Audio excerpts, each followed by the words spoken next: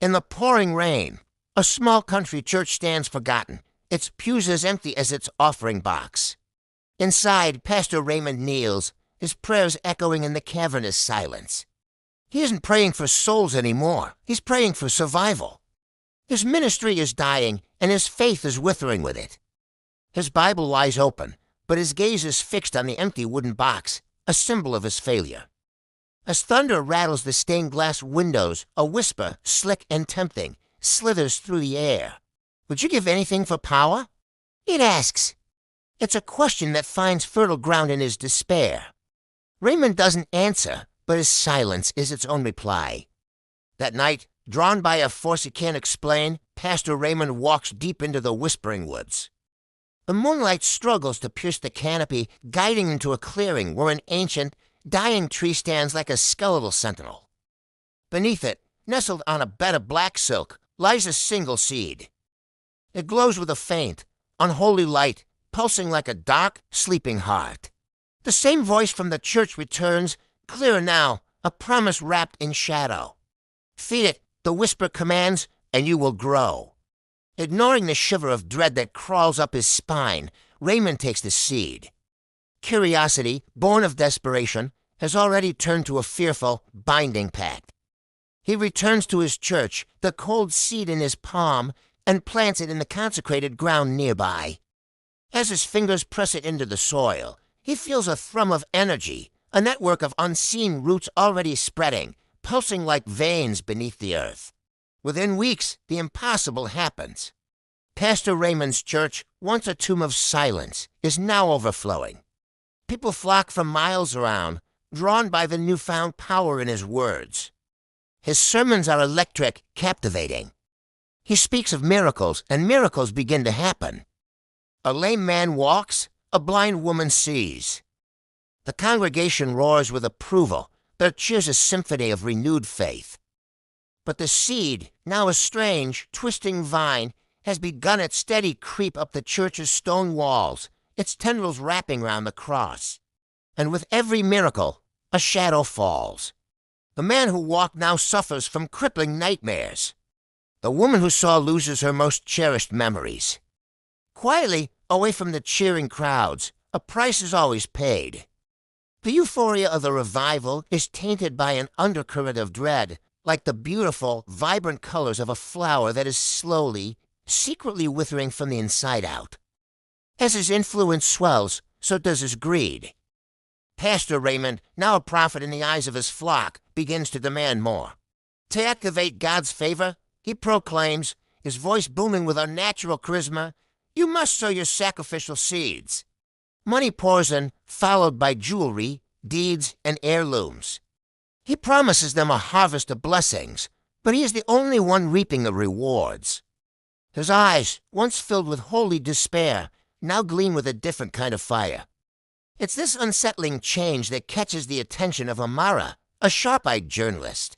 She notices a disturbing pattern, a string of tragedies, financial ruin, and unexplained deaths that seem to follow the church's most generous donors. While others see a man of God, Amara sees an illusionist, his halo of light a carefully crafted lens flare that fades to reveal shadows of deceit. She knows something is terribly wrong, and she's determined to find out what it is. One moonless night, Amara slips into the silent, sleeping church. An unnerving one guides her not to the sanctuary, but down to the damp, forgotten basement.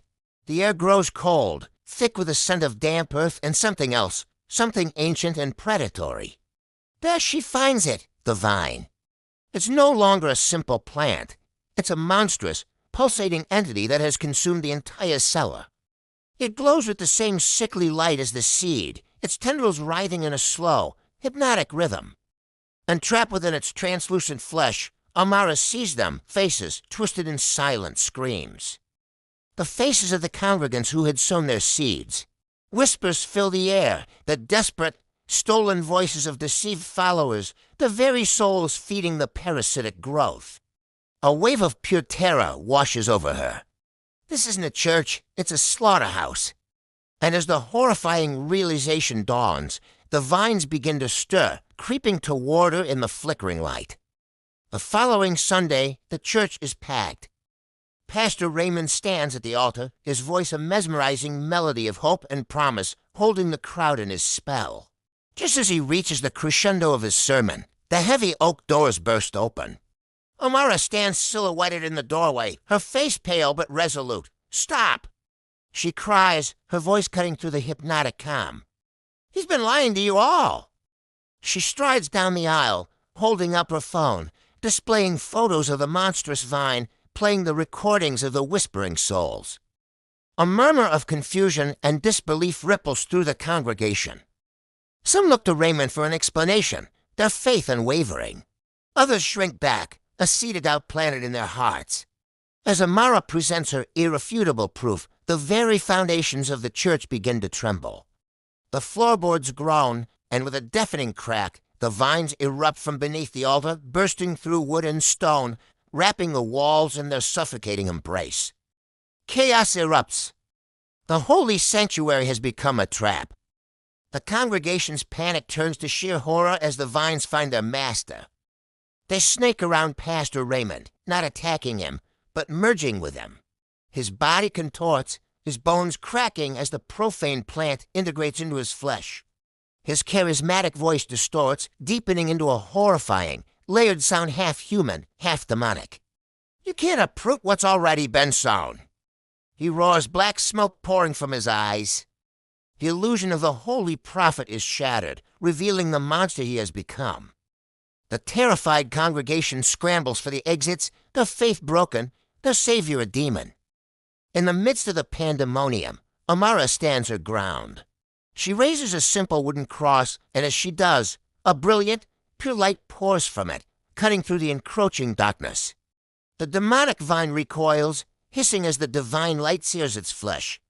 The seed and the prophet it created is about to face judgment. The battle is short and brutal. The light from the cross intensifies, a beacon of truth in a room full of lies. The vine, inextricably linked to Pastor Raymond, catches fire. The unholy structure shrieks, a sound that is both plant and man, as it is consumed by righteous flames. The entire church groans, its timbers splintering, its foundation collapsing under the weight of its own corruption. The building goes up in a pyre, a funeral for the faith that was twisted and destroyed within its walls.